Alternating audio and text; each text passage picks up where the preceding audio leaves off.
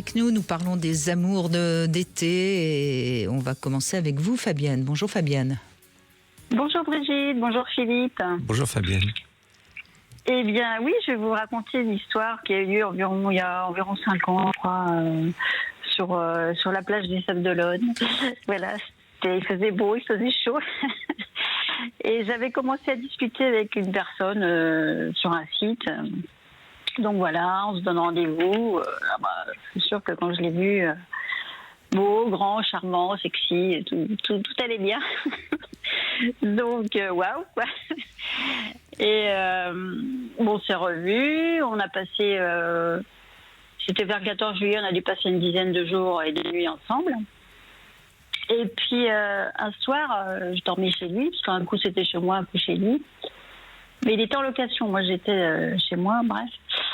Donc vous n'étiez pas réellement en vacances, donc vous habitez dans la région. J'étais en vacances. À ce moment-là, j'étais en vacances, mais vous voilà, avez une petite résidence secondaire, voilà. D'accord. À l'époque, voilà. Et donc une nuit, c'était très chaud. Et puis bon, sexuellement, donc ça allait très bien. Et il faisait très chaud. Donc après l'acte, on était chacun de notre côté du lit. Et je devais bouger un peu, donc elle me dit je vais pas aller dormir sur le canapé là. J'avais chaud moi aussi, je me suis dit finalement je serais pas plus mal, j'y vais. D'accord, oui. Et quelques minutes après, je sais pas, il y a quelque chose qui a dû me déranger, elle me dit ce serait bien que tu rentres chez toi. C'est élégant. Super, très élégant. Donc à 1h du matin, j'ai pris mon vélo, je suis rentrée chez moi. Et je me suis dit mon petit coco, je suis pas sûre qu'on se revoit. Hein. Bon, bref. Mais tellement charmant, tellement il a réussi à revenir. Et là, on a discuté un petit peu. Et en fait, il me dit, moi, j'ai besoin de beaucoup de sexe. Donc moi, ce que je te propose, c'est que tu sois ma favorite et j'aurai d'autres personnes à côté. Je lui dis, ah bon, je ne connais pas, mais bon, pourquoi pas découvrir ce système. C'est ce qu'on appelle le polyamour, en quelque sorte. Ouais. Oui. Bon. Peut-être que ça m'ira, j'en sais rien. Bon, bref. Mais vous étiez amoureuse de lui ou pas vraiment, mais un petit peu. Si, quand même, parce qu'il me plaisait beaucoup. D'accord, oui. Il me plaisait beaucoup, mais bon, la fin des vacances est arrivée. Il est rentré chez lui, donc moi je suis rentrée à Nantes. Il prenait l'avion à Nantes, donc il est passé me voir chez moi, même si j'étais un peu fâchée, parce qu'il m'avait encore fait une entourloupe, je ne sais plus laquelle. Donc il est venu à Nantes, il est reparti chez lui. Et fin août, il me dit, ce serait sympa que tu viennes me voir. Et bon, je me suis dit, je fais quoi? J'y vais pas, bon.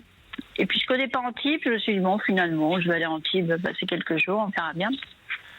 Donc me voilà partie, je prends l'avion, il vient me chercher. Et là, le soir, monsieur était fatigué, on dort chacun de notre côté. Je dis, super, pour un mec qui est hyper... Ok, on se réveille le matin, il tombait des cordes, il pleuvait. Je me suis dit, dis donc, il fait pas très beau dans le sud, c'était le début septembre. C'est pas grave, on en profite pour faire autre chose. Bah ouais. Exactement, je lui dis, c'est bien, on va rester sous la couette. Il me dit, non, je vais aller travailler. Ah bon? Parce qu'il est chauffeur Uber. Donc il me dit, je vais aller bosser, quand il pleut, il y a beaucoup de travail, les gens se baladent. Ok, donc super cool. Bon, je m'en vais nager sous la pluie, je me fais piquer par une méduse. En plus, je dis, super, la journée, ça commence bien. Je rentre le midi et puis on se fait une petite balade à pied. Là, il pleut moins et on voit un restaurant très sympa. Il me dit, tiens, on va réserver pour manger là ce soir. Je dis, ah bon, ça va, il est reparti sur des meilleures bases. Et donc, il refait 2-3 courses dans l'après-midi. Moi, je repars boire un café, je sais pas où. Là, il se met à repleuvoir. Je me rappelle de temps abominable. Et je rentre le soir. Je commence à me préparer. Il me dit, ah non, finalement, j'ai annulé le restaurant. On va manger ce qui me reste dans mon frigo. Je dis, je dis, écoute, je pense que là, je ne vais pas rentrer, je sais plus quel jour. Je vais rentrer, je vais prendre un avion dès demain. Je vais rentrer chez moi.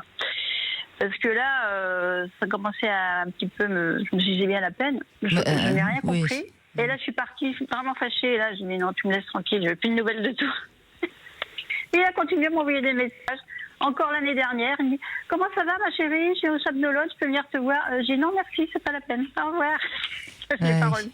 C'est terrible parce qu'en fait, au début, sans doute qu'il était sous le charme, comme début de rencontre, et puis très vite. Mais enfin, c'est un manque de il n'a pas été délicatesse. sur le charme longtemps, puisqu'il l'a quand même renvoyé sur le canapé en 5 minutes. Hein. Oui, mais enfin, il y a eu quand même 10 jours de bien. Ouais. Non, mais ce que je trouve fou, c'est qu'à la limite, bon, il a le droit, il a tout à fait le droit, mais quel manque de délicatesse, quoi. Et pourquoi vous faire venir à Antibes pour enfin, j'ai bien compris. J'ai dit, mais pourquoi tu me fais venir pour aller travailler voilà.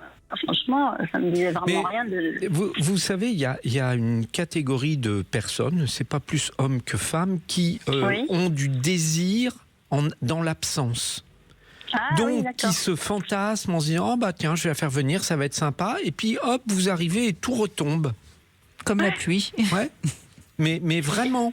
Et tout compte fait, donc il sait pas quoi en faire du coup parce qu'il vous a fait venir, il est un peu emmerdé, il essaye de relancer le truc avec le resto, puis ça prend pas, son désir est pas là, donc en gros vous l'avez dépanné en annulant, et à chaque fois il se fait un rêve en se disant oh bah non ça serait peut-être bien, je vais la voir, et puis bah non. Et quand on se baladait dans la rue, il me disait ah bah ça c'est une de mes ex, c'est une de mes ex, non, j'ai vécu avec elle. Ouais, bon. Super la balade. Passionnant. Non, et puis c'est quelqu'un qui est très égocentré, c'est certainement quelqu'un aussi qui a besoin de se raconter des histoires pour prouver qu'il est un séducteur. Et puis je pense aussi que sur le plan matériel, il ne doit pas être très à l'aise non plus. En fait, il avait vécu avec une femme beaucoup plus âgée que lui, qui avait des gros moyens, il vivait dans une grande maison avec et piscine, peut-être et à côté, il avait le droit d'avoir des histoires. C'est peut-être ce qu'il attendait un petit peu de vous aussi. Ouais. Parce qu'il attendait peut-être un peu que vous soyez... c'est possible. Que vous l'invitiez au restaurant. Si c'était vous qui avez payé, peut-être qu'il vous aurait invité au restaurant. Oui, c'est possible. C'est possible. Il était un peu radin, oui. Oui, ça il me semble. Hein.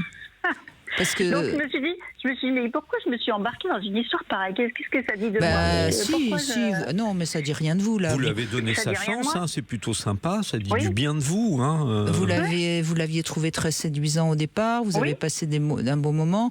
Quand il vous appelle à Antibes, quand même, vous aviez la nostalgie des bons moments. Bon, certes, vous aviez un petit peu oublié la fin, mais vous êtes parti en vous disant peut-être qu'on va revivre quelque chose de chouette. Et il faisait toujours des compliments en plus. Bien sûr, il sait faire. C'est charmant, vraiment très charmant. Toutes les femmes tombaient raides devant lui, donc évidemment il était habitué. Donc... Oui, mais je pense qu'il a... Enfin, vous avez... Donc j'ai souvenir de cet amour d'été. Voilà, c'était bien, mais en même temps quand j'y pense, je me dis bah oui quand même, c'était bien quoi. Mais voilà, c'est pas la peine qu'il revienne quoi. Non. C'était il y a longtemps? Il y a 5 ans. Il y a 5 ans. Il y a 5 ans environ. Ouais, d'accord. Bon. Des choses comme ça, je sortais d'une rupture, donc moi je me suis dit, oh bah tiens, un peu de fraîcheur. Super. La fraîcheur, ça n'a pas duré longtemps. Non, mais donc, en même temps... C'est le sujet du jour, les amours d'été. En même temps, il a assez vite montré son jeu, hein, donc vous n'avez pas... enfin, je veux dire, vous n'y avez rien laissé de grave. Hein, c'est toujours le problème, on peut pas trop deviner à qui on a affaire dans les premiers temps. Il n'y a rien à faire. Il m'a raconté un peu sa vie. C'est vrai que j'ai compris des choses après. Il a appris à 40 ans que son père n'était pas son père. Enfin, il y avait des choses dans la famille très... Donc c'est quelqu'un qui n'a jamais eu d'enfant. Je pense que ça devait lui avoir peur d'avoir un enfant qui n'était pas le sien. Et ça n'empêche pas le respect, exactement. Oui, parce que franchement, allez vous faire dormir sur le canapé, il peut y aller lui-même. Voilà. Hein, c'est toujours la même histoire. Chez moi après. Oui, franchement. Bon, enfin. Mais écoutez, merci Fabienne de ce petit moment d'égarement.